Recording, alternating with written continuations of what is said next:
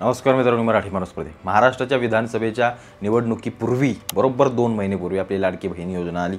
लाडक्या बहिणी योजनेचं जे काही कॅम्पेन या लोकांनी केलं म्हणजे ते अजित पवार तर गुलाबीच झाले होते। अख्खी जिकडं बघल तिकडं गुलाबी, अंगावरची कपडे पण गुलाबी, फेटे पण गुलाबीच, म्हणजे सगळंच गुलाबी। त्या महिलांनाच गुलाबी करून टाकलं होतं। आवडता रंग आहे महिलांचा आणि कुठेतरी या सगळ्या गोष्टी त्यांनी एवढ्या मोठ्या प्रमाणामध्ये केल्या। अगदी रक्षाबंधनला जे काही धडाधड पैसे बायांच्या अकाउंटमध्ये टाकले, ते फडणवीस असतील, शिंदे असतील, हे हातभर नुसत्या राख्या बिका बांधत फिरतायत, कुठं कुठं जात आहेत, महिलांना भेटतायत किंवा खालच्या स्तरापर्यंत त्यांनी ही लाडकी बहीण योजना जी काही आणली। आता ती काय निवडणुकीपुरती फक्त महाराष्ट्रातच आली असं नाही आहे, कारण भारतीय जनता पार्टीने पूर्वीपासूनच ते मध्य प्रदेश असेल, अनेक ठिकाणी अनेक राज्यांमध्ये त्यांची ती लाडकी बहीण योजना चालू आहे। कुठे 1000 रुपये देत आहेत, कुठे 1500 रुपये आहेत, कुठे बहुतेक 2-2.5 हजार रुपयांपर्यंत देखील पैसे दिले जातात। त्यामुळे महाराष्ट्रात ही फक्त निवडणुकीपूर्वी आणणं हे कुठेतरी एक राजकीय गोष्ट होती, पण ती जी काही योजना आहे ती आहे, ती त्याच्याबद्दल काय त्यांनी फक्त महाराष्ट्रापुरतं काढले अशी नाही आहे। पण या ज्या लाडक्या बहिणीने जी काही जादू दाखवली ना, ती अप्रतिम होती या निवडणुकीमध्ये।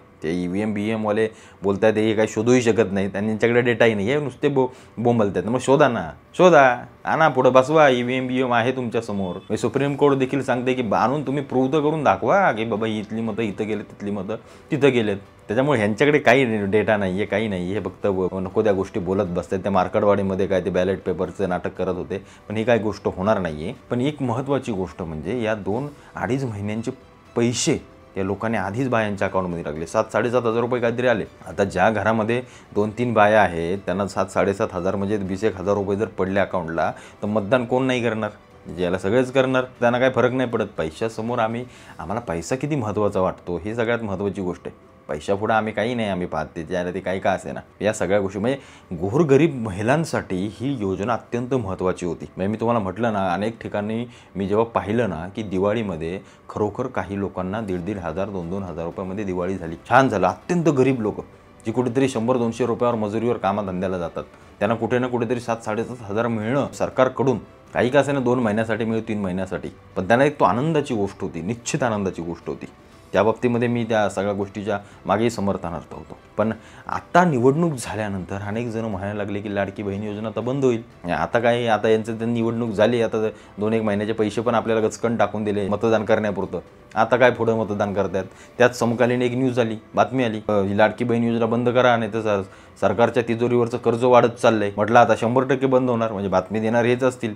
आता हायकोर्ट बेकोर्ट काय यांच्या हातात नाही, काय हे तर वरपर्यंत हलवत आहे, त्यांना काय फरक नाही पडत आहे। पण ही योजनेचं पैसे आज 24 तारखेपासून डिसेंबरच्या या योजनेचे जो काही हप्ता आहे हा डिसेंबरचा, तो सगळ्या महिलांच्या खात्यामध्ये पडणार आहे आणि त्याची प्रोसेस चालू केली आहे। म्हणजे येणाऱ्या काळामध्ये 2-3 महिन्यामध्ये पुन्हा बहुतेक निवडणुका लागतील स्थानिक स्वराज्य संस्थांच्या, पण यावेळेला लाडक्या बहिणी किती प्रतिसाद देत आहेत हे महत्त्वाचं। त्याच्यामुळं सरकार काय ही गोष्ट बंद करणार नाही। लाडक्या बहीण योजनेच्या ज्या काही गोष्टी आहेत 1500 रुपयांच्या, त्यांना जे द्यायचे आहेत 1500 रुपये, ते देणार तुम्हाला, कुठून आणून देणार, ते डोकं चालवणार। 31 डिसेंबर येतो ना, त्यांनी महसूल खात्यातून बरोबर पैसे काढणार। 5-5 वाजेपर्यंत दारूंची दुकानं ठेवलेत, प्या तिच्या आईला मुतस्तवर चड्डीत प्या, आम्हाला काही घेणं देणं नाही तुमचं, फक्त पैसा येऊ द्या। आणि दारूचा महसूल जो आहे महाराष्ट्राला, राज्याला, तो सगळ्यात जास्त मिळवला जातो। त्यातल्या काय 2-3 तासांच्या जो काही पैसा कलेक्शन होईल अख्ख्या महाराष्ट्रभर, ते काय तुमच्या खात्यामध्ये धडाधड टाकून देतील। 2100 रुपये काय 1500 रुपये असतील तर। पण या 24 तारखेपासून ज्या काही लाडक्या बहिणी आहेत त्यांच्यासाठी खुश खबर आहे की तुम्हाला या महिन्याचे देखील पैसे मिळणार आहेत